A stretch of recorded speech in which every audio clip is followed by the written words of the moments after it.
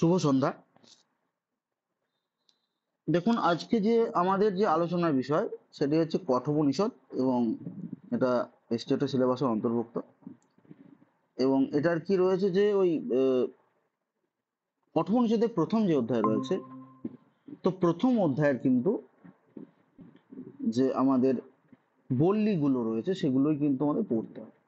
এবার শ্লোক অত ডিটেলস পড়তে হবে না, শ্লোকগুলো জাস্ট উপর উপর, এবং যে মেন মেন শ্লোক আছে সেগুলো আমি বলে দেবো যেগুলোই পড়তে হবে। তাহলে এটা এখন মাথায় রাখুন যে কঠোপনিষদ আমরা পড়তে চলেছি স্টেট সিলেবাসের অন্তর্ভুক্ত, এবং তার কি রয়েছে, তার প্রথম অধ্যায়টা পড়তে হবে। তাহলে এখানে বললাম কি দুটো অধ্যায় রয়েছে কঠোপনিষদে, এবং প্রত্যেকটা অধ্যায়ে তিনটে করে বল্লী রয়েছে।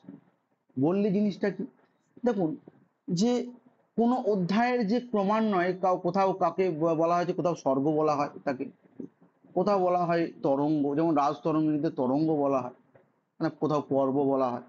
তো এরকম ভাবে কি রয়েছে, কঠোপনিষদ এগুলোকে বল্লী বলা হচ্ছে।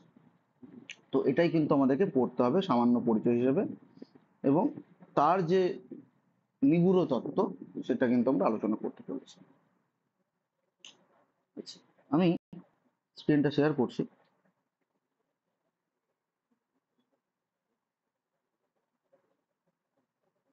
দেখুন, প্রথমে রয়েছে কঠোপনিষদ। তাহলে এই যে কঠোপনিষদ রয়েছে, এটা হচ্ছে যজুর্বেদের অন্তর্ভুক্ত, ঠিক আছে? তো এই যজুর্বেদ শাখায় যে কট শাখা রয়েছে, দেখুন কট, কপিস্থল, এই যে শাখাগুলো পাওয়া যায়, তো এর মধ্যে কি হচ্ছে, কট শাখার অন্তর্ভুক্ত হচ্ছে এই কঠোপনিষদ। তাহলে প্রথম প্রশ্ন হচ্ছে কি, যে এই যে উপনিষদ রয়েছে, এই উপনিষদে কি হচ্ছে, যে কট শাখার কিন্তু এটা অন্তর্ভুক্ত। এবং এটা দেখুন আগেই বললাম যে দুটো অধ্যায় রয়েছে, এবং প্রত্যেক অধ্যায়ে তিনটি করে বল্লী রয়েছে। আচ্ছা, এবার এইগুলো তো এখন পড়বই, কিন্তু একটু সামান্য পরিচয়ে আমরা যাই, মানে জাস্ট একটা কথোপকথন যে কঠোপনিষদ আসলে কি, সেখানে কি আলোচনা করা হয়েছে সেটা একটু আগে বলি। তারপর আবার আমরা এর যেগুলো আছে এই লেখা বিষয়ে সবকিছুই আমরা কিন্তু আলোচনা করব। তাহলে দেখুন, গৌতম বংশের অরুণ নামে একজন মহর্ষি রয়েছেন, তার পুত্রের নাম হচ্ছে উদ্দালক। ঠিক আছে, তাহলে গৌতম বংশ কি বললাম, যে মহর্ষি অরুণের পুত্র হচ্ছে উদ্দালক, এবং তিনি কি করেছিলেন, তার যে মানে স্বর্গ কামনার জন্য, যে স্বর্গ প্রাপ্তির জন্য তিনি কি করছিলেন, তিনি বিশ্বজিৎ নামক যজ্ঞ করছিলেন। এবার এই বিশ্বজিৎ যজ্ঞে কি করতে হয় দেখুন, যে এই যজ্ঞে দান ধ্যান করতে হয়, মানে কাউকে দক্ষিণা দিলেন ধরুন, কাউকে ধরুন গরু দিলেন, গাভী দিলেন, তো সেগুলো কি হয়, সেগুলো উত্তম সম্পন্ন হওয়া উচিত, হৃষ্টপুষ্ট হওয়া, মানে হৃষ্টপুষ্ট হওয়া উচিত, এবং সেগুলো কিন্তু মানে ভালো দুধ দেবে আর কি সেগুলো। তো এইরকম কিন্তু গায়ে প্রয়োজন, বা যে দক্ষিণা দিচ্ছেন, দাক্ষিণ মানে কি, যেটা দান ধ্যান করছেন সেটা হচ্ছে ভালো হওয়া উচিত। কিন্তু উদ্দালক কি করেছিলেন, তিনি কিন্তু ওই দান হিসেবে দেখুন, ওই যেগুলো ব্যর্থ, মানে যেগুলো কাজে লাগে না, যেমন হচ্ছে প্রজনন শক্তি মানে ক্ষয় হয়ে গেছে যে সমস্ত গরুর, সেই গরু দিয়ে দিচ্ছে। সে গরু কি, যে শীর্ণকায় গরু তাদেরকে দিয়ে দিচ্ছে, মৃতপ্রায় গরু তাদেরকে দিয়ে দিচ্ছে, এইরকম ভাবে কিন্তু দিচ্ছে। তো এটা দেখে তার একজন পুত্র রয়েছে, তার পুত্র, ওই উদ্দালকের পুত্রের নাম কি, নচিকেতা। তাহলে এই যে নচিকেতা, এই নচিকেতা হচ্ছে, তিনি কিন্তু জিজ্ঞাসা করলেন তার পিতাকে যে পিতা, আপনি তো সবাইকে সবকিছু দান করছেন, তাহলে আমাকে কাকে দান করছেন? তখন এটা শুনে পিতা মুচকি হেসে বলেন যে তুমি যাও, তুমি এখন এটা এই বিষয়ে অনভিজ্ঞ, তুমি অনেক ছোট। তো এটা কিন্তু কন্টিনিউ 4-5 বার বলার পর পিতা কিন্তু কোনোভাবে ক্রুদ্ধ হয়ে পড়েন, এবং বলে যে যাও, তোমাকে মৃত্যুকে দিলাম বা তোমাকে যমকে দিলাম, এরকম বলে। তো সেই পিতৃ আজ্ঞা পালনের জন্য নচিকেতা কি করলেন, মৃত্যুর সমীপে গেলেন। তো মৃত্যু মানে হচ্ছে কার কাছে মৃত্যু আসবে, যমরাজের কাছে যেতে হবে, এই যে যমের কাছে যেতে হবে, যমপুরে যেতে হবে। তো তিনি কোথায় উপস্থিত হলেন, তিনি যমলোকে কিন্তু উপস্থিত হলেন। এবার যমলোকে উপস্থিত হওয়ার পর সেই সময় যমরাজ কিন্তু সেই, ধরুন যে যমরাজের যে রাজসভা, সেই রাজসভাতেও ছিলেন না, এবং তার গৃহেও ছিলেন না, তিনি কোথাও বাইরে কাজে গিয়েছিলেন। এবং 3 দিন 3 রাত্রি কি করেছিলেন, সেই তো নচিকেতা কিন্তু অপেক্ষা করেছিলেন এই নচিকেতা অপেক্ষা করার ফলে তিনি কি হয়েছে, যেহেতু অপেক্ষা করেছেন এবং তিনি সেহেতু অভুক্ত অবস্থায় ছিলেন, মানে দিনেও কিছু খাননি রাতেও কিছু খাননি, তাহলে এটাই বলা হচ্ছে। এবং দেখুন এই যে 3 দিন যেহেতু অপেক্ষা করেছিলেন, তো সেই জন্য যমরাজ কি করেছিল, এসে বলেছিল যে ঠিক আছে, তুমি যেহেতু 3 দিন অন্য কিছু গ্রহণ করনি, খাদ্য কিছুই গ্রহণ করনি, সেহেতু তোমাকে আমি 3টে বর দিতে চাই, সে 3টে তুমি বর গ্রহণ করো। তাহলে দেখুন, নর্মাল ভাবে যে বর চাওয়া হয়, যদি কেউ বর চায় তো সে কেউ লোভী, মানে মানে লোভ লালসায় নিমজ্জিত হয়ে অনেক কিছু চেয়ে ফেলতে পারে, কিন্তু এখানে কিন্তু সেটা বলা হয়নি। এখানে বলছে প্রথম বর চাওয়া হয়েছে কি, পিতৃ পরিতোষ।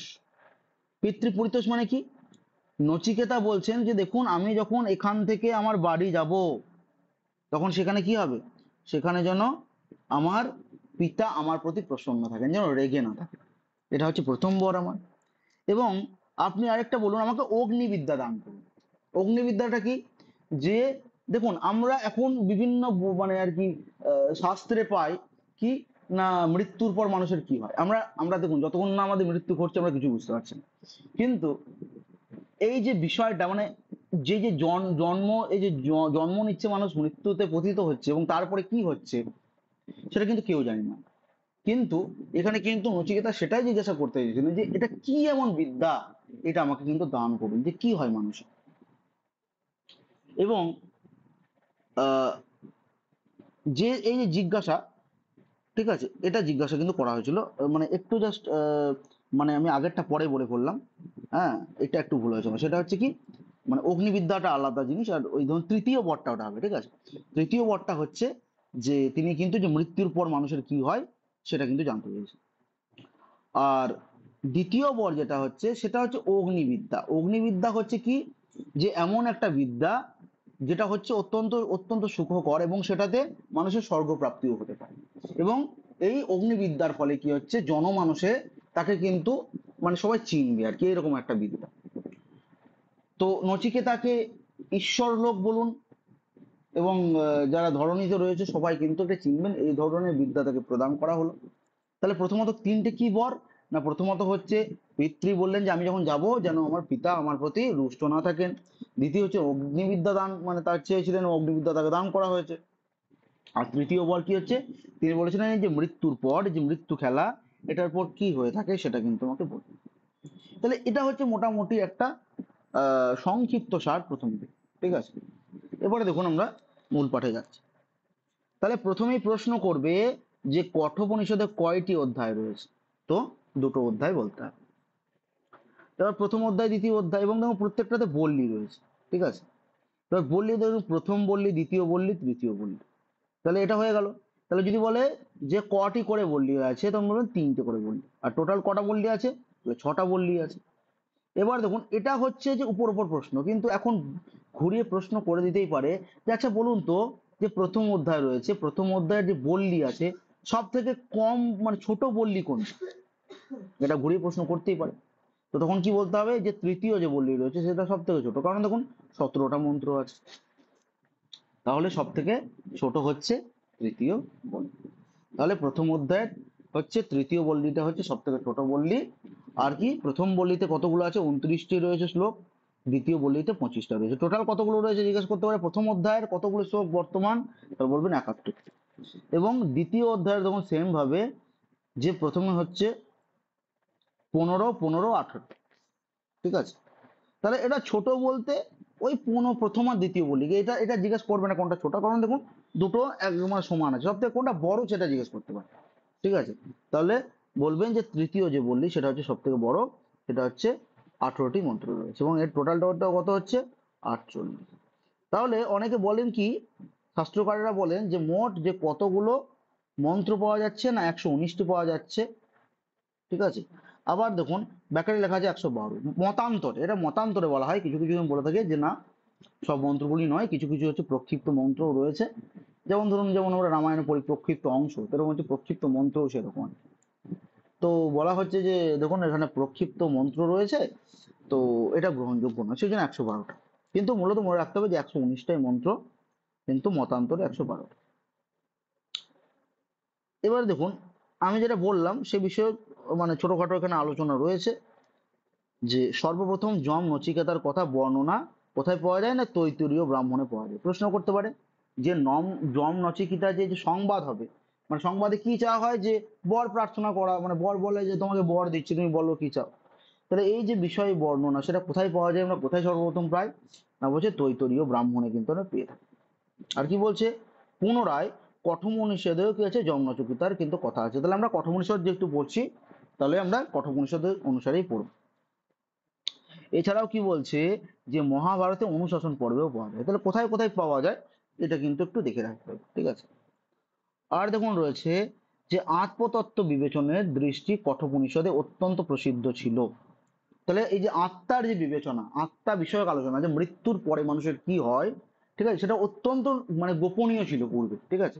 কিন্তু পরবর্তীকালে সেটা কিন্তু দেখুন আর গোপনীয়তায় মানে থাকেনি, যেহেতু নচিকেতা যমের কাছ থেকে কি হচ্ছে সেটা জেনে গিয়েছে, সেই জন্য কিন্তু সেই নিগূঢ় তত্ত্বটা কিন্তু আর নিগূঢ় থাকে না। আর কি বলা হচ্ছে যে কঠোপনিষদে যজ্ঞ বিদ্যা বা অগ্নিবিদ্যা, অগ্নিবিদ্যায় কি বলা হয় আর নাম যজ্ঞ বিদ্যা, তো এর বর্ণনা পাওয়া যায়। এবার দেখুন প্রথমেই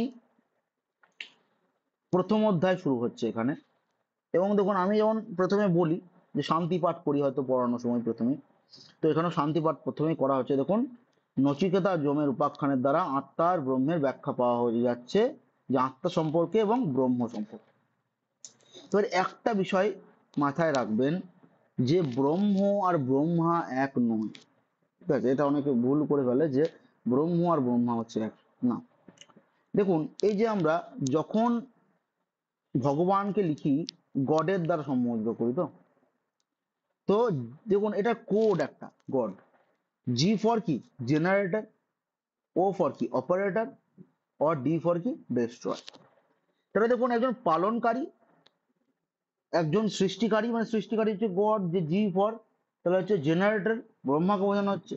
ও ফর অপারেটর, আর ডি ফর ডেস্ট্রয়ার, যে হচ্ছে যে মহাদেব যখন রুদ্রমূর্তি ধারণ করেন তখন কিন্তু তিনি কি করেন, সমস্ত কিছু ধ্বংস করে দেন। কিন্তু আমাদের যে বোঝার বিষয়টা দেখুন, এই যে ব্রহ্ম, ব্রহ্ম জিনিসটা কি হচ্ছে, ব্রহ্ম হচ্ছে পরমা, মানে এই যদি ব্রহ্মা বিষ্ণু মহেশ্বর এরা হচ্ছে যদি মালিক, এরা কিন্তু মালিক নয়, এরা কিন্তু ধরুন ম্যানেজার। মানে ধরুন আমি অন্যভাবে বোঝাচ্ছি, বর্তমানকালীন যেটা, ধরুন একটা শপিং মল রয়েছে, সেই শপিং মলে তিনটে ম্যানেজার রয়েছে। তাহলে তিনটে ম্যানেজার হচ্ছে, এই তিনটে ম্যানেজারকে কিন্তু আপনি ডাকলে পাবেন, বা তাদের যে প্রার্থনা তার বিষয়ে প্রার্থনা করতে পারবেন, তিনি তার মানে শুনবে আর কিছু। কিন্তু আপনাকে ফিডব্যাক নাও দিতে পারে, কিন্তু শুনবে। কিন্তু পরমাত্মাদের কাছে কিন্তু চট করে আমাদের কাছে মানে খবর পৌঁছায় না। তো এই যে ব্রহ্ম, ব্রহ্ম হচ্ছে পরমাত্মা। এবার হচ্ছে পরমাত্মা কেমন, না পরমাত্মার যে অনুভবটা কেমন হয়, যেমন আমরা যখন শীতকালীন আমরা ঘুম দিই, তখন দেখবেন যে ঘুম থেকে উঠতে ইচ্ছা করে না মোটে যেমন। তাহলে তখন যে ঘুমের অবস্থাটা থাকে, তো সেই ঘুম বিষয়ক যে মানে তখন যে আরাম ভাবে আমরা ঘুমাই, সেটাই হচ্ছে কি, ব্রহ্মে লীন হয়ে যাওয়া। সেই আনন্দটাও কিন্তু আমাদের মৃত্যুর পর যদি ব্রহ্মে লীন হয়ে যায়, তাহলে কিন্তু সেই আনন্দটা আমরা কিন্তু প্রাপ্ত হবে আমাদের কাছে। তাহলে এখানে দেখুন শান্তি মন্ত্র প্রথমে বলেছে যে ওং সহনা ভবতু সহনৌ ভুনাক্তু সহ বীর্যং করবাবহৈ তেজস্বী নাবধিতমস্তু মা বিদ্বিষাবহৈ। ওম শান্তি শান্তি শান্তি। আচ্ছা, তাহলে দেখুন এটা হচ্ছে কি, একটা কি প্রথমে যে শান্তি মন্ত্র পাঠ হচ্ছে কঠোপনিষদে, তাহলে এটা কোথা থেকে নেওয়া হয়েছে, এই যে আমি যেটা বলা হয় যে ওং সহনা ভবতু সহনৌ ভুনাক্তু, এটা হচ্ছে কঠোপনিষদ থেকে কিন্তু পাওয়া গেছে, এটা বলতাম। তাহলে দেখুন প্রথমে বলা হয়েছে ও মানে এর মানে কি, পরমাত্মা বা পূর্ণ ব্রহ্ম কি, তাহলে তাহলে ওং সাহনা বাবাতু, তা সাহ নৌ, এখানে দেখুন আবাতু, এই যে সহ মানে হচ্ছে একসাথে, অবতু মানে হচ্ছে রক্ষা কর, সাহা নৌ, নৌ মানে হচ্ছে দুজনের, তাহলে দুজনের রক্ষা করো, কি রক্ষা করো, বলছে ভুনাক্তু, মানে ভুনাক্তু মানে হচ্ছে পালন করো, বীর্যম মানে হচ্ছে কাকে, মানে শক্তিকে, করবাবহাই মানে হচ্ছে কি, করবাবহাই শব্দের অর্থ প্রাপ্ত করো, অধীতম মানে হচ্ছে যে আমাদের যে বিদ্যা রয়েছে পরাবিদ্যা, ঠিক আছে। এটা একটু ঠিক করে নেবেন যখন মানে লিখবেন, নিজেরাও যদি লেখেন, পড়াটা র করতে হবে, হ্যাঁ এখানে র হবে, পরাবিদ্যা। আর তেজস্বী মানে হচ্ছে তেজময়ী, অস্তু মানে হচ্ছে হোক, মা বিদ্বিষাবহে মানে হচ্ছে আমরা পরমাত্মার দেশ যেন না করি। পুরো মানেটা দেখুন, এখান থেকে মানে জিজ্ঞেস করবে না, কিন্তু আমি জাস্ট বলে রাখছি যে কি এটার মানে কি, যে পরমাত্মাকে বলা হচ্ছে হে পরমাত্মা, আমরা আমরা সবাই যেন নৌ মানে হচ্ছে হাম, মানে আমরা দুজন, ভুনাক্তু মানে হচ্ছে কি যেন পালন করুন, আমাদেরকে পালন করুন, এবং করবাবহাই মানে প্রাপ্ত করুন, তেজস্বী, তেজস্বী মানে যে তেজময়ী, মা বিদ্বিষাবহে মানে আমাদের দুজন পরস্পর যেন দ্বেষ না করে। দুজন দেখুন, মানে বলা হচ্ছে এখানে তো নচিকেতা আর যম সম্পর্কে বলা হচ্ছে, তাহলে এখানে প্রথমেই যে আমরা শান্তি মন্ত্রটি দেখব, তাহলে বলছে যে হে পরমাত্মা মানে আমি এবং আমার যারা বাকিরা রয়েছে, মানে আমি এবং, দেখুন এখন দুজন বলেছে মানে দুজন মানে যে দুজনই নয়, কিন্তু দুজন এখানে কি হয়েছে, একজন নিজেকে ধরা হয়েছে আর বাকি যেই হোক তাকে দুজন হিসেবে ধরা হয়েছে। ঠিক আছে, তাহলে আমাদের যেন কারোর সাথে দ্বেষ না হয়, যুদ্ধ দ্বন্দ্ব না হয়, আমরা যেন একসাথে কি করতে পারি, চলতে পারি। ঠিক আছে, আপনি আমাদের রক্ষা করুন, আপনি পালন করুন, তাই না? তা আপনার, আমি আপনাকে প্রাপ্ত যেন করতে পারি, আপনার উপর যেন হিংসা বিদ্বেষ যেন হে পরমাত্মা আপনার উপর যেন হিংসা বিদ্বেষ কিছু না করতে পারি আমি, এটাই কিন্তু বলা হচ্ছে।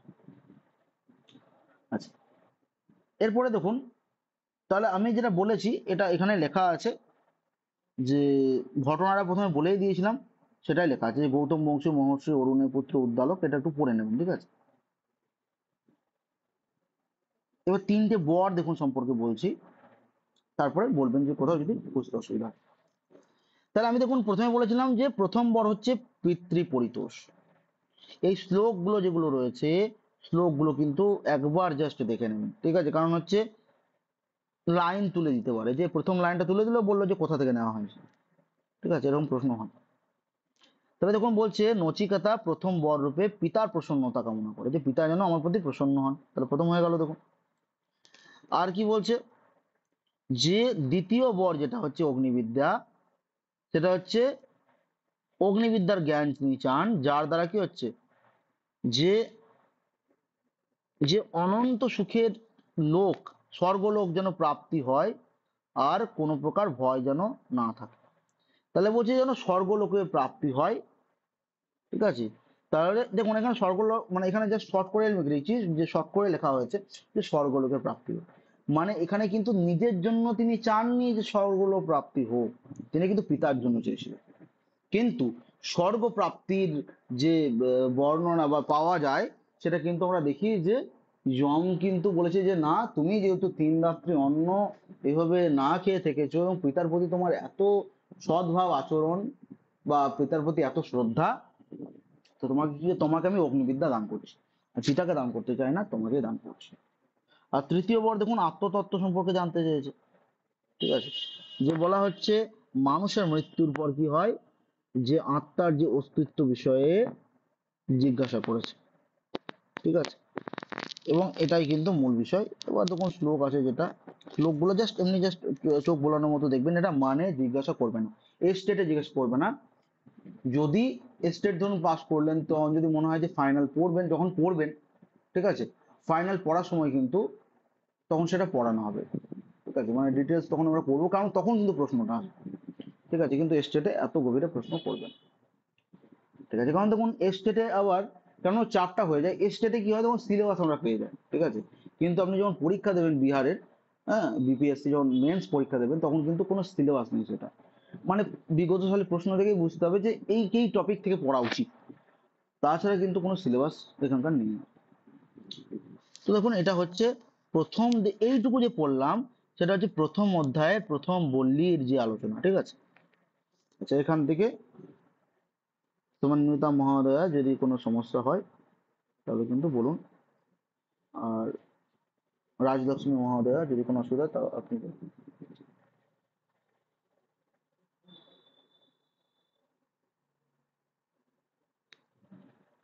আচ্ছা, হ্যাঁ বাংলা দেখুন এগুলো কি হচ্ছে, যে এই যে শ্লোক আছে, শ্লোকের বাংলা মানেও আপনাকে জিজ্ঞাসা করবে না, শ্লোকটা যেন আপনার মনে থাকে। ঠিক আছে, যে এই শ্লোকটা এইখানে আছে, এটা অন্তত আছে। ঠিক আছে, এবার এইগুলো যে মানে যেমন, হ্যাঁ কোন কথা, একদম ধরুন দিন ধরো শান্ত সংকল্প সুমনা যথাশয় দিয়ে দিল, এটা কোথা থেকে, যে কাহা সে লিয়া গয়া है, তখন বলবো যে কঠোপনিষদ সে লিয়া গয়া है, কারণ যদি হিন্দিতে প্রশ্ন হয় বাংলা পাবেন না, শুধু মানে ওই আকারেই পড়তে হবে। কিন্তু আমি পড়ার সুবিধার জন্য কিন্তু নোটগুলো প্রোভাইড করছি, হিন্দিতেই কিন্তু দিচ্ছি, কিন্তু কোশ্চেন কিন্তু আমি যেগুলো দেবো সেগুলো মানে হিন্দিতেই দেবো, এমনি নোটস যেটা দেবো সেটা বাংলাতে দেবো, ঠিক আছে? আচ্ছা, ঠিক আছে, এরপরে দেখুন দ্বিতীয় বল্লী। তার প্রথম বল্লী আমরা বলে ফেলেছি, এবার দ্বিতীয় বল্লীতে কি বলা হচ্ছে, যে দ্বিতীয় বল্লীতে জীব আত্মা আর পরমাত্মার স্বরূপের পৃথক পৃথক যে বর্ণনা সেটাই কিন্তু করা হচ্ছে। দেখুন একটা বলছে শ্রেয় মার্গ, একটা হচ্ছে প্রেয় মার্গ, এই দুটো কিন্তু বোঝার বিষয়, যে শ্রেয় মার্গে কি আর প্রেয় মার্গ। তাহলে দেখুন এখানে লেখা আছে যে শ্রেয় মার্গ ভৌতিক সুখ সমৃদ্ধির মার্গ, শ্রেয় অর্থাৎ দুঃখ থেকে মুক্ত হয়ে নিত্য আনন্দ স্বরূপ পরব্রহ্ম পুরুষোত্তমকে প্রাপ্ত করার মার্গ। আর কি দেখো, দেখুন এখানে দেওয়া আছে যে প্রেয়শ্চ, যে শ্লোক ধরুন রয়েছে, শ্লোকের মানে জাস্ট একটু দেখবেন, শ্লোকের মানে আমি বলতে মানে বলার দরকার নেই, এখানে আসেও না। তাহলে এখানে শ্রেয় আর প্রেয় জিনিসটা কি? দেখো শ্রেয় মানে হচ্ছে শ্রেষ্ঠ মার্গ, যেটা হচ্ছে ভালো মার্গ। আর প্রেয় মানে কি হচ্ছে, প্রেয় মানে আপনি যেটা চাইছেন। তাহলে আপনি ধরুন সুখ স্বাচ্ছন্দ্য চাইছেন, তাহলে আপনার মতো করে চাইছেন, যে আমার সুখ স্বাচ্ছন্দ্য মানে আমার একটা বিএমডাব্লিউ কার হতে হবে, এটা আপনার সুখ, আপনার কাছে সুখ স্বাচ্ছন্দ্য হতে পারে। বা আপনার কাছে সুখ স্বাচ্ছন্দ্য ধরুন হচ্ছে কি, যে একটা ভালো জব হোক, সেটা আপনার কাছে সুখ স্বাচ্ছন্দ্য হতে পারে। তো বিভিন্ন জনের কিন্তু বিভিন্ন রকম সুখ স্বাচ্ছন্দ্য থাকতে পারে, কিন্তু সেটা কি হচ্ছে, সেটা হচ্ছে আপনি যে প্রিয় যে প্রার্থনা করছেন সেটা হচ্ছে। কিন্তু শ্রেয় মার্গ কি হচ্ছে, শ্রেয় মার্গ হচ্ছে যে যখন আপনি মানে কোনো কিছুর প্রতি আশা রাখছেন না, ঠিক আছে, যে ঈশ্বরের উপর সবকিছু ছেড়ে দিচ্ছেন, পরমাত্মার উপর সবকিছু ছেড়ে দিচ্ছেন, এবং সেই অনুযায়ী কি হচ্ছে, কার্য সম্পাদিত হচ্ছে, তো সেটাকেই বলা হবে কি, যে শ্রেয় মার্গ। ঠিক আছে, তাহলে বলছে দেখুন দুঃখ থেকে মুক্ত হয়ে নিত্য আনন্দ স্বরূপ। তাহলে দেখবেন যে প্রথমেই যদি আপনি কোনো সময় বেদান্ত স্বর পড়ে থাকেন, তাহলে প্রথমেই হচ্ছে যে ওখানে সচ্চিত আনন্দ স্বরূপ ব্রহ্মকে বলা হচ্ছে সচ্চিদানন্দ স্বরূপ। তাহলে এই পরব্রহ্ম কি হচ্ছে, এটা হচ্ছে সৎ, অসৎ নয়, এটা হচ্ছে সৎ, এবং এটা হচ্ছে আনন্দ স্বরূপ। যে চিত্ত রয়েছে সচ্চিত, চিত মানে হচ্ছে যে মনের মনের যে অবস্থা, ঈশ্বরের চিন্তা পরব্রহ্মের চিন্তা করে কি বলছে, মনে কি হয়, যে শান্তি পাওয়া যায়, এবং সেই জন্য বলা হচ্ছে তিনি হচ্ছে নিত্য আনন্দ স্বরূপ, এবং সেটা হচ্ছে পুরুষোত্তমকে প্রাপ্ত করানো। তাহলে এটা এইটুকু রয়েছে কি হচ্ছে দ্বিতীয় বল্লীতে রয়েছে। তাহলে আমরা প্রথম বল্লীতে পেলাম, দ্বিতীয় বল্লীও আমরা পেলাম। এবার দ্বিতীয় বল্লী আরেকটু রয়েছে, সেটা বলে দিই। দেখুন আত্মার স্বরূপও বলা হয়েছে, যে যমরাজ কি হচ্ছে আত্মার শুদ্ধ স্বরূপ, তার নিত্যতা নিরূপম নচিকেতার মাধ্যমে করেছেন। তাহলে আত্মার স্বরূপ দেখুন তিনি তো আলোচনা করেছেন, যে এটা হচ্ছে কোনটা দেখো প্রেয় মার্গ, কোনটা শ্রেয় মার্গ, এবং দেখো অগ্নিবিদ্যা কি, মানুষের জন্ম মৃত্যু কিভাবে হচ্ছে, এই যে বিষয়গুলো সেগুলো কিন্তু তিনি আলোচনা করেছেন। তো আর কি বলছে, এই আত্মা, দেখুন এই যে আত্মা সম্পর্কে যে আলোচনা করেছে, যম কার কাছে করেছে না, এটা কিন্তু আমাদের আহ, নচিকেতার কাছে করেছে, যে দেখো এরকম এরকম ব্যাপার হয়। এবার এইখানে দেখুন একটা কনফিউজড হয়ে যায়, যে কি শ্লোক নিয়ে। এখানে কেন বলছি, এখানে প্রথম আত্মা সম্পর্কে কি বলছে, দেখুন আত্মা হচ্ছে অজন্মা, বলছে আত্মার জন্ম নেই। মানে আত্মা কখন প্রথম জন্ম লাভ করেছিল আপনি বলতে পারবেন?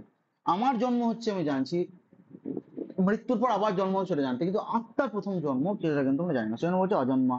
এটা হচ্ছে নিত্য, যেটা ধ্বংস করা যায় না, কারণ দেহের বিনাশ হতে পারে কিন্তু আত্মার বিনাশ কিন্তু হয় না। তাহলে সদা হচ্ছে এক রূপ, একটাই রূপ, পুরাতন, আর কখনো নাশ করা যায় না। এটা হচ্ছে অনেক পুরনো, কিন্তু সবসময় নতুনের মতোই মনে হয়, এবং এটা কিন্তু নাশ করা যায় না।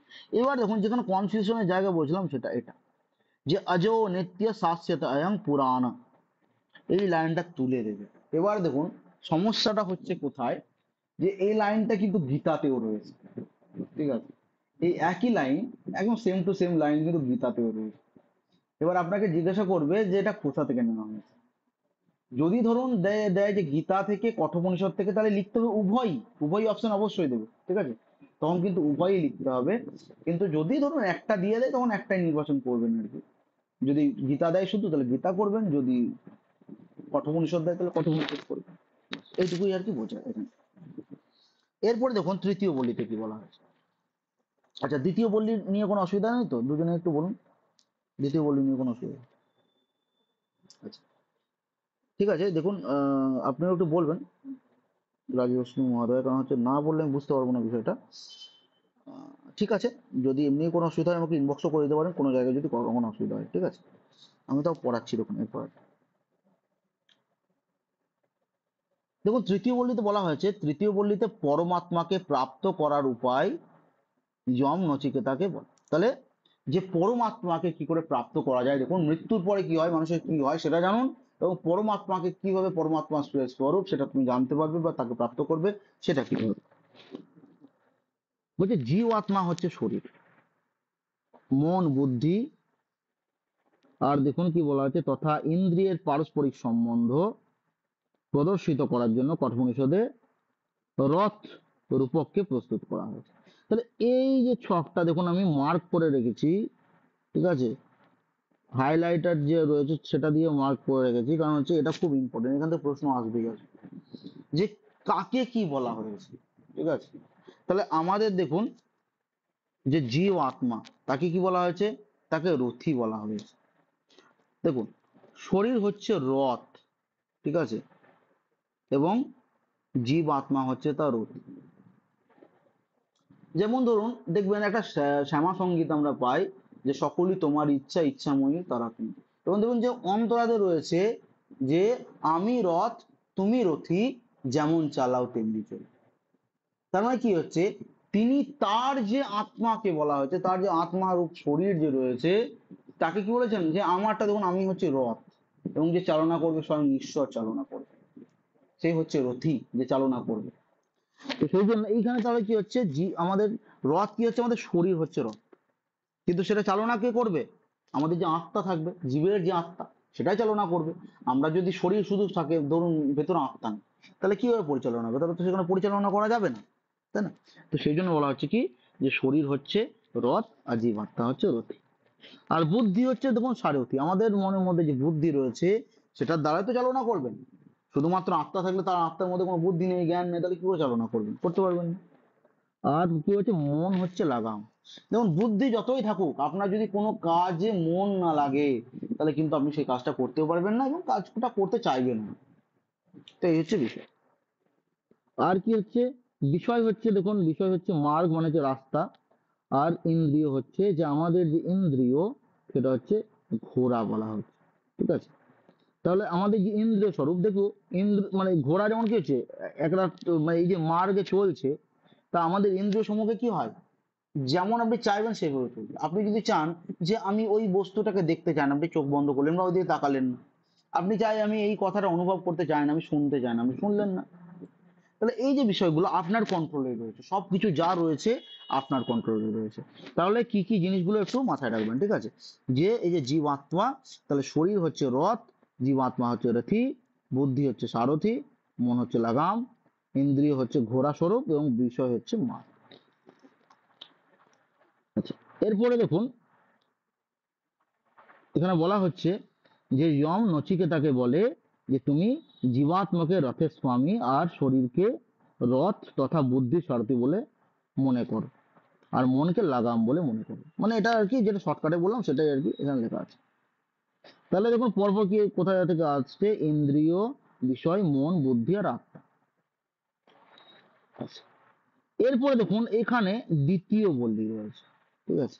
এবার একটা বিষয়, এখানে দ্বিতীয় বল্লী রয়েছে এবং দ্বিতীয় বল্লী আমি পড়াবো, কারণ কারণ বলছি দেখুন,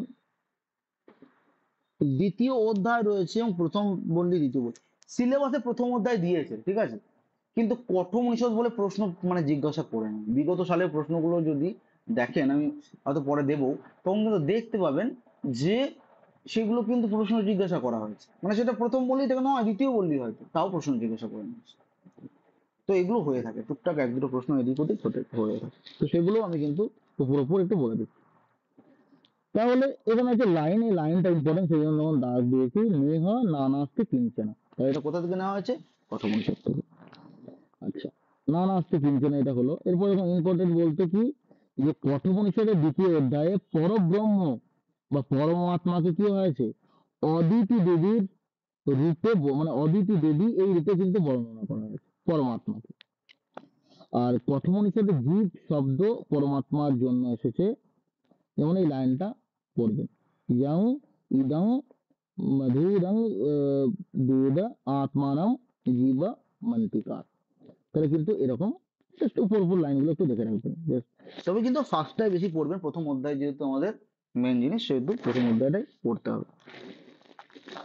আচ্ছা, এরপরে দেখুন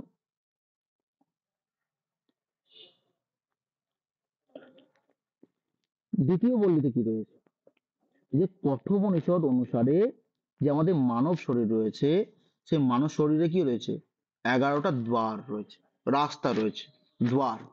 তাহলে এটা প্রশ্ন হয় যে মানব শরীরে কতগুলি দ্বার নির্দেশিত হয়েছে কঠোপনিষদে, তখন বলবেন 11টি। এর মধ্যে দেখুন লেখা আছে যে চোখ, কান, দুটো চোখ, দুটো কান, দুটো নাসিকা, মুখ, ব্রহ্মরন্ধ্র, নাভি, ঠিক আছে, এরকম কিন্তু যেগুলো রয়েছে এগুলো কিন্তু প্রত্যেকটা কিন্তু পড়ে নেবে, যে রয়েছে টোটাল 11টা মার্ক পেয়ে যাবেন। এবার বলছে যে মানব শরীরে সর্বব্যাপী, মানে মানব যে শরীর সেটা হচ্ছে সর্বব্যাপী, অবিনাশী, অজন্মা, নিত্য, আর কি বলছে, নির্বিকার।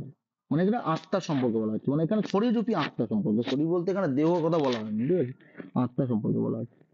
এবং একরস বিশুদ্ধ জ্ঞান স্বরূপ পরমেশ্বরের নগরী। তাহলে এটা হচ্ছে নগরী স্বরূপ। দেখুন এই যে নগরী যেটা হচ্ছে, যে আত্মা যেটা রয়েছে সেটা হচ্ছে অবিনাশী, সর্বব্যাপী, অজন্মা, নিত্য। দেখুন কিন্তু এই যে নগরী যেটাকে বলা হয়, আসলে এই শরীরটা হচ্ছে নগরী। কেন? দেখুন আমাদের লালন ফকির রয়েছেন, তিনিও কিন্তু বিভিন্ন রকম আর কি সঙ্গীত রচনা করেছেন। তো সেখানে একটা দেখবেন যে খুব কমন নয় কিন্তু আনকমন একটা গান রয়েছে, তিনি তো সবকিছু লালন ফকির দেহতত্ত্ব নিয়ে লিখতেন। তো সেখানে বলা হয়েছে যে আহ একটা কি লাইন ছিল বেশ, যে হাওয়ার দমে দেখো তারে আসল বেনা, কে বানাইলো এমন রংমহল খানা। এই যে রংমহল বলতে আমাদের শরীরটাকে বলা হয়েছে, যে আমাদের যে চিন্তাধারা বলুন, যে আমাদের শরীরে এত কিছু রয়েছে এবং আমাদের শরীরটা কি করছে, যে আমাদের যে চিন্তাধারা, রং বেরঙের চিন্তাধারা কিন্তু সবসময় কিন্তু তারা মত্ত, সেই জন্য কিন্তু এরূপ বলা হয়ে থাকে আর কি। ঠিক আছে, তাহলে এখানে যে মূলত বিষয়টা বলা হচ্ছে, যে তিনি হচ্ছেন অবিনাশী, সর্বব্যাপী, অজন্মা, যে আত্মাটা কিন্তু এই জ্ঞান স্বরূপের যে পরমেশ্বরের নগরী হচ্ছে আমাদের শরীর, কিন্তু তখন আত্মাটা শরীরের মধ্যে থাকছে, তখন কিন্তু সেই জ্ঞান প্রাপ্তি ঘটছে, তার জ্ঞান হচ্ছে আর কি।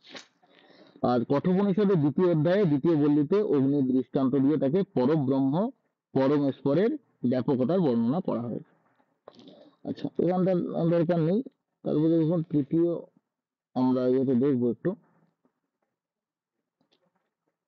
তৃতীয় যে অধ্যায় রয়েছে সেখানে তৃতীয় যে বল্লী রয়েছে, অধ্যায় বলা ভুল, যে বল্লী রয়েছে সেগুলো দেখুন যে মার্ক করা হয়েছে, সেগুলো একটু ভালো করে দেখবেন, ঠিক আছে, কারণ মার্ক করা থেকেই আর কি বেশি দিয়ে থাকে। আচ্ছা, তবে মার্ক করার মধ্যে দেখুন কি বলছে, কঠোপনিষদের দ্বিতীয় অধ্যায়ের তৃতীয় বল্লীতে বলা হয়েছে এই পরমাত্মা সবকিছুতে মানে শাসন করবে আর সবকিছু তার নিয়ন্ত্রণে হয়ে যায়। তাহলে এই যে পরমাত্মা কি হয়, দেখুন পরমাত্মা কিন্তু উপর থেকে সবকিছু কন্ট্রোল করে। এবার আপনি বলবেন যে না, ব্রহ্মা বিষ্ণু মহেশ্বর কন্ট্রোল করছে, একদমই না, তার উপরেও রয়েছে হেড, যে হচ্ছে পরমাত্মা। কেন? দেখুন যে হেড হবে সে কাউকে ভয় পাবে কি? সে ভয় পাবে না।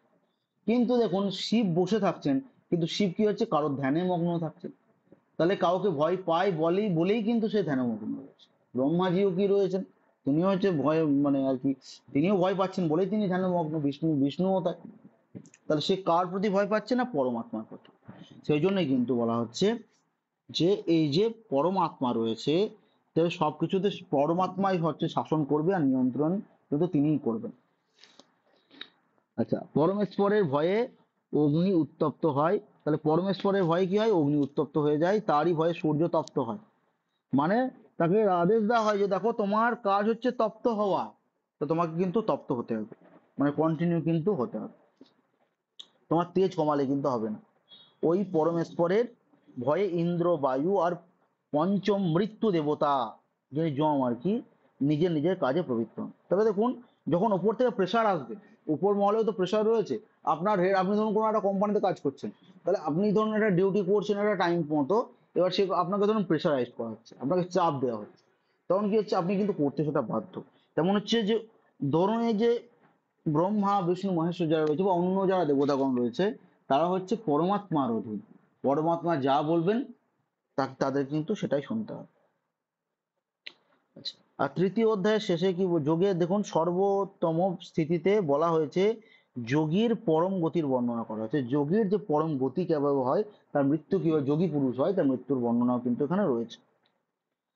কঠোপনিষদে এখানে বলছে নারীর সংখ্যা যেটা, সেটা হচ্ছে 101 বলা হয়েছে, যাতে সুষুম্না প্রভৃতি।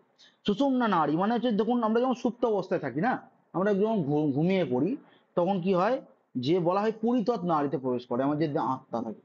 পুরীতত নারী কি, এইগুলো দেখবেন পাবে অন্নং ভট্টের যে ওই তর্ক সংগ্রহ পড়েছেন, যদি পড়ে থাকেন তাহলে কিন্তু দেখবেন এরকম ছিল আর কি। সেখানে সুষুম্নার বিষয়ে কিন্তু বলা হয়েছে, নারী বিষয়ে কিন্তু সেখানে বর্ণনা করা হয়েছে। তাহলে যে আমাদের যে ঘুমন্ত অবস্থা, তখন আমাদের আত্মাটা কিভাবে বিচরণ করে, এটাই হচ্ছে সুষুম্না। তো এটাই কিন্তু বলা হয়।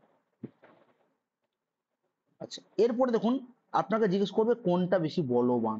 এখানে দেখুন যে মার্ক করেছে না, এটা বলবানের জন্য। তাহলে আপনাকে প্রশ্ন করবে যে ইন্দ্রিয় বলবান, ইন্দ্রিয়ের থেকে বিষয় বলবান, বিষয় থেকে হচ্ছে মন বলবান, মনের থেকে বুদ্ধি বলবান, বুদ্ধির থেকে আত্মা বলবান।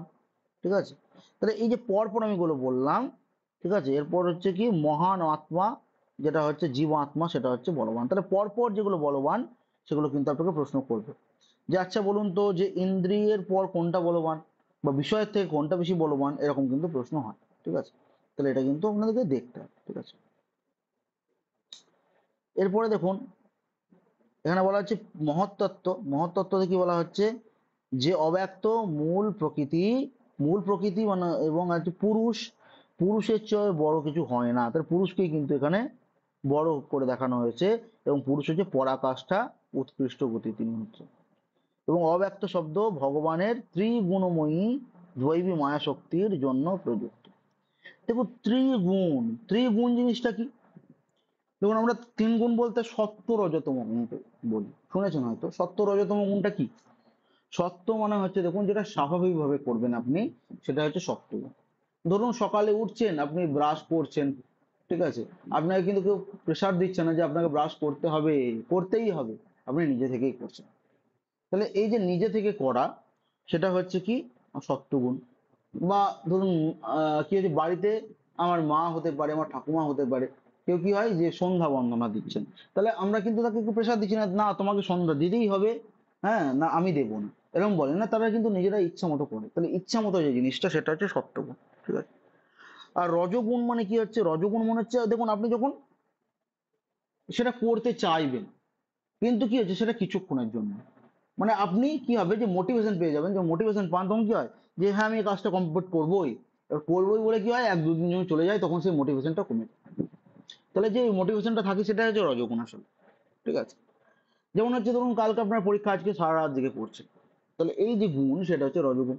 তমগুণ মানে কি হচ্ছে, তমগুণ মনে হচ্ছে ধরুন আপনার 10 দিন পর পরীক্ষা আছে, তাহলে আপনার কিন্তু আত্মা আপনাকে বলছে যে ঠিক আছে 10 দিন, এখনো 10 দিন আছে, 10 দিন মানে তো অনেক দিন, তো আজকে ঘুমিয়ে যায়। ঘুমিয়ে যায় মানে হচ্ছে তম, মানে হচ্ছে আলসতা, যে আলসতা প্রাপ্তি হবে, সেটা হচ্ছে তমগুণ। ঠিক আছে, সেই জন্য এখানে কি বলেছে, যে পরমাত্মা হচ্ছে ত্রিগুণময়ী মানে শক্তির জন্য প্রযুক্ত বলেছে, তিনটে গুণই তার মধ্যে কিন্তু রয়েছে। এবং দেখুন এখানে রয়েছে যে পরব্রহ্ম পুরুষোত্তম ভগবান সবার অন্তর্যামী, অতএব সব প্রাণীর হৃদয়ে বিরাজমান। তাহলে এই পরমাত্মা রয়েছে কি আপনার আমার হৃদয়ে, সবার হৃদয়ে কিন্তু বর্তমান রয়েছে, এটাই বলা হচ্ছে। আচ্ছা, মোটামুটি ধরুন এইটুকুই। ঠিক আছে, এটুকুই থাকছে। এরপর হচ্ছে এই যে প্রশ্নগুলো, কিছু প্রশ্ন দেওয়া আছে, আমি আলাদা করে প্রশ্ন পাঠাবো অবশ্যই আজকে, কিন্তু মানে হিন্দিতে প্রশ্ন পাঠাবো, কিন্তু এখানে বাংলাও কিছু প্রশ্ন কিন্তু করে করে রাখা হয়েছে, সেটা একটু দেখে নিই। তাহলে দেখুন উপনিষদ শব্দের অর্থ বলা হয়েছে, জ্ঞানকাণ্ডের বিষয় কি উপনিষদ, প্রাচীন পদ্যোপনিষদ কি, প্রাচীন পদ্যোপনিষদ কাকে বলা হয়েছে, কঠোপনিষদকে। ঠিক আছে।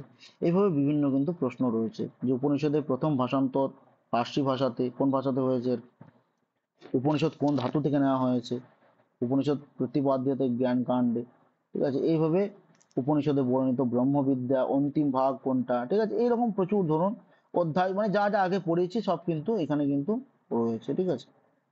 তাহলে এটা একটু দেখে নেবেন আর কি। এবার এইগুলো ধরুন দেখলেন, এরপরে আর একটা বিষয় বলে দিই, কিছু মন্ত্র আছে, সম্ভাব্য কিছু মন্ত্র লিখে রেখেছি, এই মন্ত্র থেকে কিন্তু প্রশ্ন হয়ই হয় আর কি, ঠিক আছে। তো এইগুলো একটু বলে দিই আপনাদের। দেখুন, তো মন্ত্র থেকে সম্ভাব্য প্রশ্ন প্রথমে বলছে যে আমি এটা শর্টকাটে একটা লিখেছিলাম উপরে, যদিও তাও বলে দিচ্ছি। বলছে ইন্দ্রিয়েভ্য পরায় অর্থা অর্থেভ্যশ্চ পরং মনঃ মনস্যস্তু পরা বুদ্ধির বুদ্ধির আত্মা মহান। তাহলে দেখুন বলছে ইন্দ্রিয় যে রয়েছে, ইন্দ্রিয় অপেক্ষা ইন্দ্রিয়ের থেকে শ্রেষ্ঠ কে, বলছে বিষয়, ঠিক আছে। তাহলে বিষয় হচ্ছে ইন্দ্রিয়ের থেকে শ্রেষ্ঠ। বিষয়ের থেকে শ্রেষ্ঠ কে না, বলছে মন। তাহলে দেখুন এই যে ইন্দ্রিয়েভ্য পর অর্থা অর্থেভ্যশ্চ পরম, তাহলে দেখুন অর্থ মানে হচ্ছে এখানে অর্থ মানে হচ্ছে অর্থ নয়, অর্থ মানে হচ্ছে যে বিষয় সমূহ, সেটা হচ্ছে কি, সেটা হচ্ছে শ্রেষ্ঠ। এই বিষয়ের থেকে শ্রেষ্ঠ কি, আমাদের মন হচ্ছে শ্রেষ্ঠ। মনের থেকে শ্রেষ্ঠ কে, বুদ্ধি। এবং বুদ্ধির শ্রেষ্ঠ থেকে শ্রেষ্ঠ হচ্ছে আত্মা। তাহলে এই প্রশ্নগুলো কিন্তু আসবে, ঠিক আছে। আত্মার থেকে শ্রেষ্ঠ হচ্ছে বুদ্ধি হয়ে গেল। তাহলে পরপর কিন্তু এগুলো আবার দেখুন নিচে আমি দিয়ে দিয়েছি যে ক্রমান্বয়ে কোনটা বেশি বড়, ইন্দ্রিয়ের থেকে বিষয়, বিষয়ের থেকে মন, মনের থেকে বুদ্ধি, বুদ্ধির থেকে আত্মা। তাহলে এটা বলা হচ্ছে। এরপরে দেখুন, তাহলে 10 নম্বরটা দেখে নিলেন। এবার 11 নম্বর কি বলছে দেখুন, বলছে মহতঃ পরম ব্যক্তম অব্যক্তম তৎ পুরুষঃ পরঃ পুরুষান্য পরম কিঞ্চিদস্য কাষ্টা সা পরালোক। তাহলে যে মহৎ যে তত্ত্ব, সেই মহৎ তত্ত্ব থেকে শ্রেষ্ঠ কোনটা। তাহলে দেখুন আগের শ্লোকের সঙ্গে কিন্তু এটা জুড়ে রয়েছে, মানে এখানে বলে দিয়েছে যে আত্মা রয়েছে, আত্মাটাই হচ্ছে মহৎ তত্ত্ব, ঠিক আছে। তাহলে আত্মা বা মহৎ তত্ত্বের থেকে কি শ্রেষ্ঠ কে না, হচ্ছে অব্যক্ত। অব্যক্ত মানে যাকে ব্যক্ত করা যায় না, ঠিক আছে। তাহলে অব্যক্তকে প্রকৃতিকে অব্যক্ত বলা হয়। প্রকৃতি আর পুরুষ সাংখ্য দর্শনে দেখবেন দুজনের বিষয়ে বলা হয়, প্রকৃতি একটা আর একটা পুরুষ বিষয়। তাহলে প্রকৃতি যেটা হচ্ছে যার কি হচ্ছে, যেটা অব্যক্ত, যাকে বর্ণনা করা যায় না, সে হচ্ছে প্রকৃতি। তাহলে প্রকৃতি বলতে এই আমাদের রূপী আমাদের প্রকৃতি বলা হচ্ছে না, যে সৃষ্টি তত্ত্ব বলছে সেই প্রকৃতির কথা কিন্তু বলা হচ্ছে। তারপরে দেখুন অব্যক্ত থেকে শ্রেষ্ঠ পুরুষ হয়ে গেল। তাহলে সব থেকে যদি প্রশ্ন করে সব থেকে শ্রেষ্ঠ কে, তাহলে বলবেন পুরুষ। পুরুষের থেকে আর কিন্তু শ্রেষ্ঠ আর কাউকে বলা হচ্ছে না। পুরুষের থেকে আর কোনো কিছু শ্রেষ্ঠ নেই, সেই জন্য যখন লেখা আছে পুরুষের থেকে উৎকৃষ্ট কিছুই নেই, ঠিক আছে। তাহলে পুরুষের থেকে কম শ্রেষ্ঠ এখানে অব্যক্ত রূপটি কিন্তু বলা হচ্ছে, ঠিক আছে। তাহলে এই দুটো একটু দেখবেন কি বলা হচ্ছে, শ্রেষ্ঠত্বের দুটো কিন্তু শিরোপা এখানে দেওয়া হয়েছে। এরপরে দেখুন কি রয়েছে, যে এসু সর্বেষু ভূতেষু গুরত আত্মা না প্রকাশতে দৃশ্যতে তব্রয়া বুদ্ধয়া সূক্ষ্ময়া সূক্ষ্মদর্শী। আচ্ছা এগুলো একটু শর্টকাট একটু মানেগুলো বলে দিই, তাহলে সুবিধা হবে দেখুন আপনাদের। যে এই যে দেখুন আত্মা রয়েছে, তাহলে আত্মাগুলো কোথায় নিহিত থাকে, ভূতের। ভূতের মানে হচ্ছে যে আমাদের যে প্রাণী, ভূতের সময় যে প্রাণী, যে প্রাণ মানে হচ্ছে যে প্রাণী সমূহ রয়েছে, যে প্রাণ যারা রয়েছে, মানে ধরুন যে কোনো প্রাণী বলতে পারেন, মনুষ্যরূপী প্রাণী বলতে পারেন, বাঘ বলতে পারেন, গরু বলতে পারেন, যে কোনো প্রাণী হতে পারে। তাহলে দেখুন আত্মারা কি থাকে ভিতরে, কি হয় আমাদের লুকিয়ে থাকে, সেটা আত্মাকে তো দেখা যায় না, আমাদের চেতনাটাকে দেখা যাচ্ছে, যে আমরা কিভাবে আমরা কেমন ভাবে চলছি ফিরছি ব্যবহার করছি, সেটা কি আমরা কিন্তু বুঝতে পারছি। কিন্তু তার ভেতরে আত্মা স্থিত রয়েছে, যে আত্মা কিন্তু আমরা দেখতে পাচ্ছি না। সেটা বলছে যে গুরাত্মা না প্রকাশতে।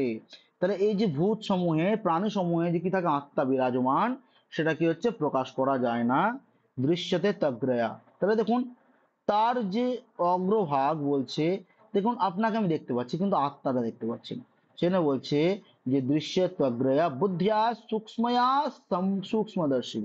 তাহলে যারা কি হয়, যারা হচ্ছে জ্ঞানী পুরুষ হন, সূক্ষ্ম জ্ঞান জানে, সূক্ষ্মাদি সূক্ষ্ম বিষয় জানেন, যেমন হচ্ছে ঋষি মুনিরা আগেকার দিনে দেখবেন যে এগুলো কিন্তু খুব ভালোভাবে বুঝতে পারতেন, যে আত্মার স্বরূপ যেটা কি, এটা কিন্তু বুঝতে পারতেন। তাহলে বলছে এটা সাধারণ মানুষের পক্ষে বোঝা সূক্ষ্মদর্শী যারা পুরুষ তারাই কিন্তু বুঝতে পারবে, সাধারণ মানুষের পক্ষে এটা মোটেই সম্ভব না। সেখানে দেখুন দেওয়া হয়েছে যে সম্পূর্ণ ভূতে কে লুকিয়ে আছে, আত্মা লুকিয়ে রয়েছে। আত্মাকে কে দেখতে সমর্থ? সূক্ষ্ম রূপধর্মী পুরুষ। আত্মা কোন বুদ্ধির দ্বারা দেখা যায়? সূক্ষ্ম বুদ্ধি। আত্মা কোথায় লুকিয়ে থাকে? সম্পূর্ণ ভূতে। সব ভূতের সাক্ষী কে? আত্মা। তাহলে ঘুরে ফিরে এই ধরনের প্রশ্ন কিন্তু আসবে। ঠিক আছে, আচ্ছা আরো দেখুন তিনটে আছে, এটা বলে দিই।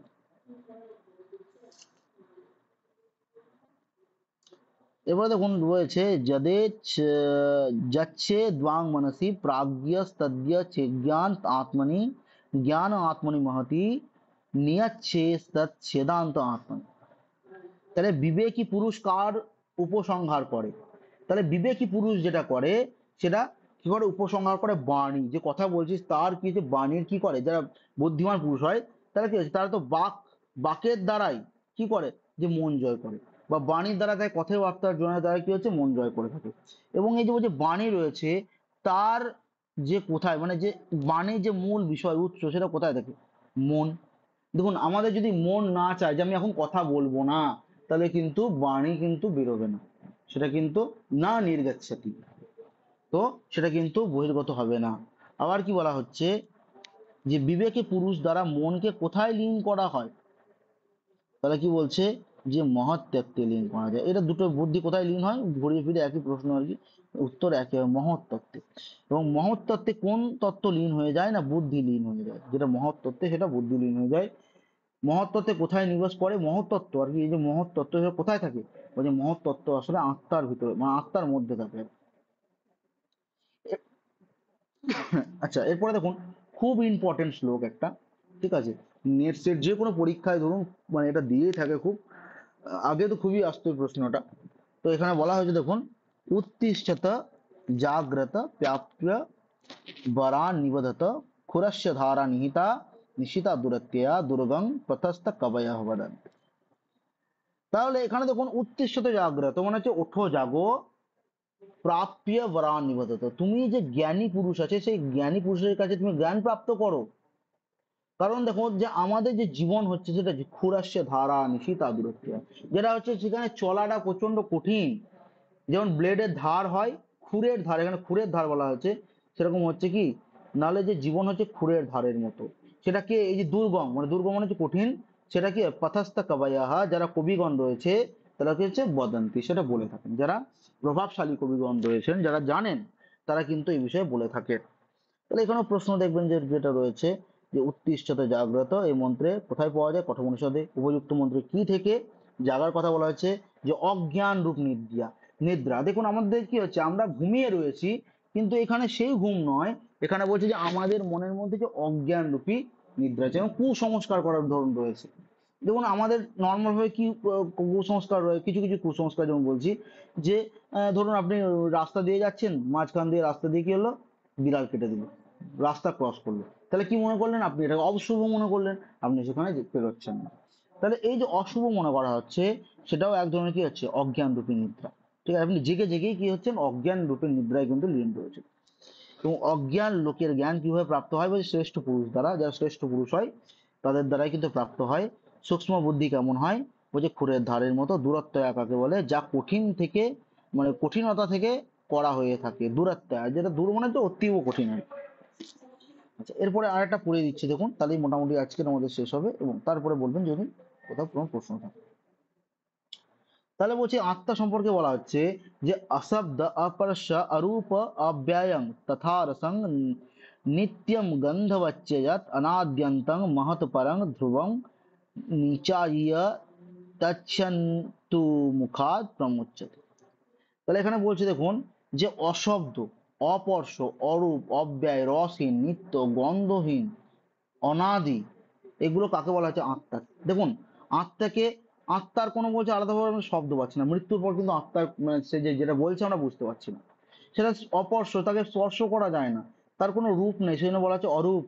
তার কোনো ব্যয় নেই, মানে তার নাশ হয় না, তাই না? মানে দেখবেন যখন সমাজ পড়ি যে অব্যয়ী ভাব সমাজ, তো অব্যয়ী মানে কি? যার ব্যয় নেই। মানে ধরুন এই যে শক্তি মানতিক্রম, তাহলে কি হচ্ছে, যে শক্তি মানতিক্রমে যথাশক্তি, এরকম হচ্ছে। তাহলে এখানে যথা পদটা হচ্ছে অব্যয় একটা, তাহলে যথাটা কি হয়? যথাটা চেঞ্জ হয় না, মানে তার ক্ষয় হয় না। যেমন ধরুন আমি যদি বলি যে আজকে রাত্রে আমি 10টার মধ্যে ঘুমিয়ে পড়বো, তাহলে আজকে রাত্রে যদি বলি, তাহলে আদ্য আদ্য রাত্র, তাহলে দেখো, মানে দেখুন এখানে যে কি রয়েছে, যে রাত্রি বলা হচ্ছে, তো রাত্রিটাকে আগে কি বলা হয়, যে নিশি বলা হয়, বা ধরুন নিশা বলা হয়, বা এই যে রাত্রি যে রয়েছে, রাত্রিটা কিন্তু আমরা বলি রাত্রি, রাত্র, রাত্রা এরকম বলতে পারি না, রাত্রিটাও অব্যয় হিসেবে প্রয়োগ হয়, ঠিক আছে। সে অব্যয় হিসেবে প্রয়োগ হয় বলে সেটা কিন্তু আমরা চেঞ্জ করতে পারি না, রাত্রিটাকে রাত্রি রাখতে হয়। তো এরকম কিছু কিছু বিষয় রয়েছে যেগুলো হচ্ছে অব্যয়, যার কিন্তু ব্যয় নেই, ঠিক আছে। তারপর হচ্ছে রসহীন, এর মধ্যে রস নেই। নিত্য, যাকে ধ্বংস করা যায় না। গন্ধরহিত, গন্ধ পাই না আমরা এই আত্মার। আর হচ্ছে অনাদি, যার কোনো আদি নেই। তাহলে এই প্রশ্নগুলো দেখে নিন যে কি কি রয়েছে। যে এখানে অনন্ত কাকে বলা হয়েছে, আত্মাকে অনন্ত বলা হয়েছে। কার আদি অন্ত নেই, বলছে ব্রহ্ম, ব্রহ্ম বা আত্মার। পুরুষ কিভাবে মুক্ত হয়, তাহলে বলছে যে আত্মতত্ত্ব জেনে মুক্ত হয়, আত্মতত্ত্ব সম্পর্কে জেনেই পুরুষ হচ্ছে মুক্ত হয়ে যায়। উপযুক্ত মন্ত্রে আত্মার কতগুলি বিশেষণ দেওয়া হয়েছে, তাহলে 11টি। তাহলে বলে বলে দিতে পারে যে এখানে শ্লোক রয়েছে, আপনাকে দিয়ে দিল। তাহলে কি কি বলবে, যে এখান থেকে যে আত্মার যে বিশেষণ স্বরূপ রয়েছে, এই আত্মার বিশেষণ স্বরূপ কয় প্রকার সেটা বলুন, তখন বলতে হবে 11। আর কি হচ্ছে মহৎ তত্ত্ব থেকে শ্রেষ্ঠ কে, না হচ্ছে মহৎ তত্ত্ব থেকে শ্রেষ্ঠ হচ্ছে আত্মা। আচ্ছা, দেখুন তাহলে এটুকু একটু দেখে নেবেন। এরপর কোনো প্রশ্ন থাকলে আমাকে বলবেন, যেখান থেকে যদি কোনো প্রশ্ন থাকে।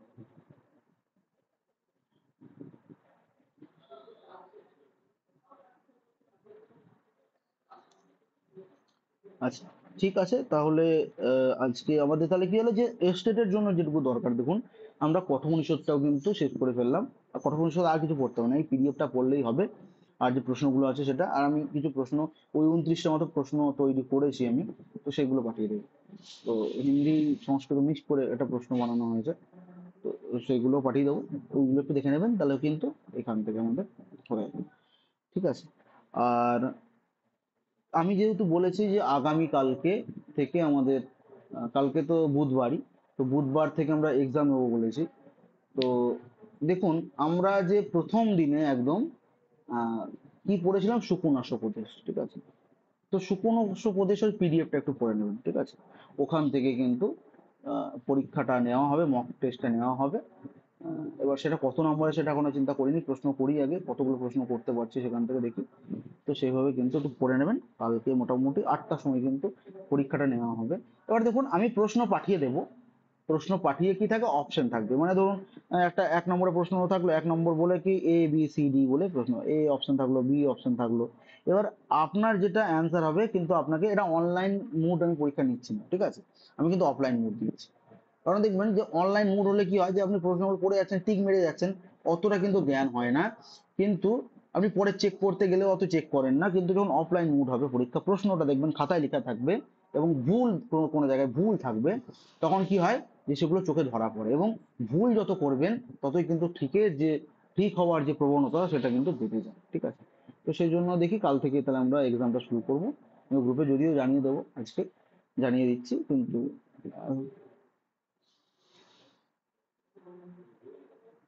8টার সময় দেখুন দিয়ে দেবো। এবার 8টার সময় দেওয়ার পর সেখানে হচ্ছে 1 ঘন্টা বা 1.5 ঘন্টা টাইম আমি মেনশন করে দেবো। এবার তারপরে আমি অ্যান্সার কিটা দিয়ে দেবো, ঠিক আছে।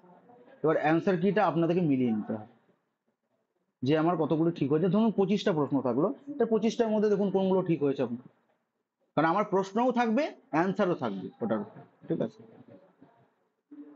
এবার ওটা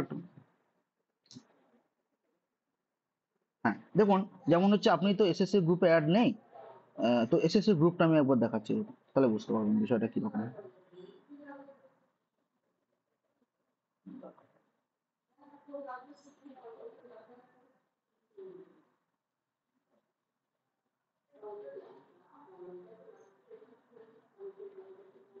এখানে সার্চ করছি আমি।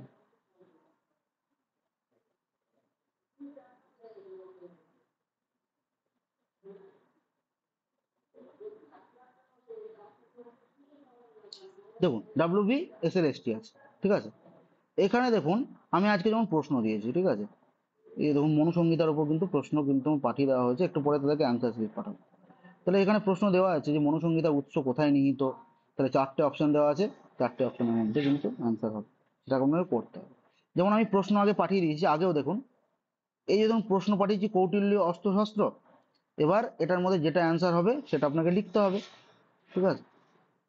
এবার এই যে অ্যান্সারটা রয়েছে, তো এটা দেখুন নিচে আমি কিন্তু এভাবে পাঠিয়ে দিয়েছি যে কৌটিল্য অস্ত্রশস্ত্র ভিত্তিক এমসিকিউ, ঠিক আছে, দিয়ে এবার দাগ দেওয়া আছে এবং মার্ক করা আছে, ঠিক আছে, এইভাবে পরে অ্যান্সার কি কিন্তু পাঠিয়ে দেওয়া হবে, ঠিক আছে। তো জাস্ট আর কি এটাই ব্যাপারটা, বোঝা গেল তো? আচ্ছা আচ্ছা। ঠিক আছে তাহলে আজকে এটুকুই থাকলো। আর আমি প্রশ্ন যেগুলো আছে তৈরি করেছি সেটাও পাঠিয়ে দিচ্ছি, আর এটা আপলোড করার পর ভিডিওটা পাঠিয়ে দেবো আপনাকে। ঠিক আছে, শুভরাত্রি।